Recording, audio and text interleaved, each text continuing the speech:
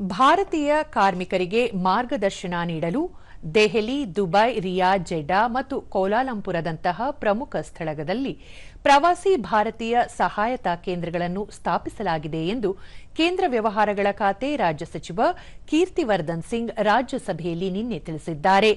ಲಿಖಿತ ಉತ್ತರದಲ್ಲಿ ಅವರು ವಿದೇಶದಲ್ಲಿರುವ ಭಾರತೀಯ ಕಾರ್ಮಿಕರ ಸುರಕ್ಷತೆ, ಭದ್ರತೆ ಮತ್ತು ಯೋಗಕ್ಷೇಮಕ್ಕೆ ಭಾರತವು ಹೆಚ್ಚಿನ ಆದ್ಯತೆ ನೀಡುತ್ತದೆ ಎಂದರು.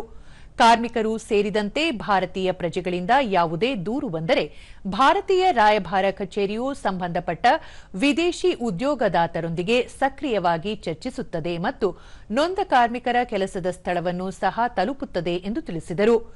ಈ ವರ್ಷ ವಿದೇಶದಲ್ಲಿರುವ ಭಾರತೀಯ ಪ್ರಜೆಗಳಿಂದ 16,000ಕ್ಕೂ ಹೆಚ್ಚು ದೂರುಗಳು ಬಂದಿವೆ.